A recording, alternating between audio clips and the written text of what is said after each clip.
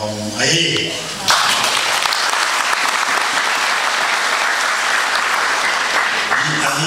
riêng riêng in lại với sai tệ yang panen na ai thế đi làm na anh na ZPC tang thu atong kim taka kigel na mang parin amin akikwata souvenir apichya tua to parin thanan hingin a tapale khasiam to minin toina kahong ai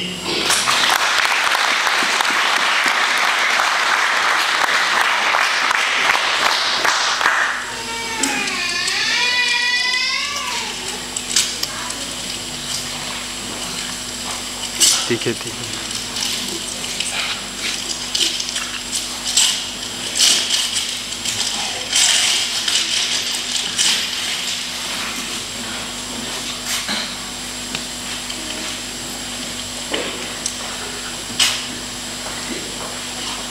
Dei san nalai ong kha te apek sim man lo ding ni ka sim dia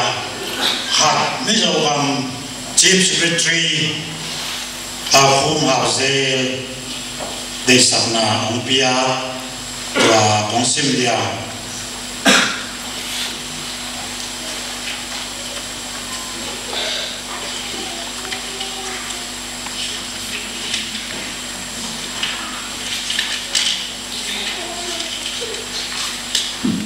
dân tóm cây lên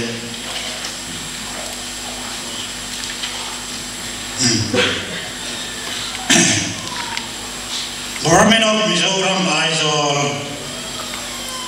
Mrs. Mizorama Zomi Baptist Church in Zomi Kumson Ni Lema Dong Tung Thea Pasianin Hong Makai Manin Ong Lung Dam Lima Mahi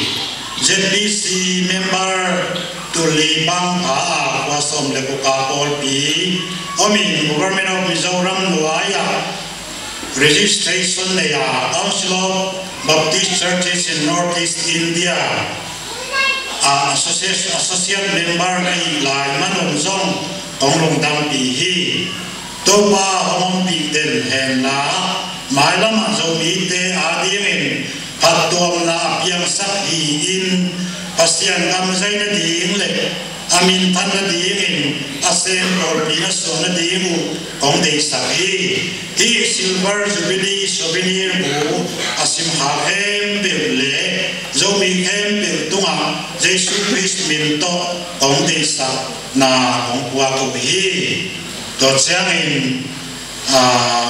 Mizoram, the Baptist Church of Mizoram, ama borten. Ngày lâu dần to mấy à, ông xin lại như thế nào. Baptist Church of Mizoram, Reverend H. Lian Naya, General Secretary, Baptist Church of Mizoram, Sir Kon Long Le, Mrs. Pagmala Chuan, Hatharade Ban Malo Ichuan, Hovela Aram Azawang, Ati Anga Pentecost ni a Câu Phan Lô Tin Atang Khan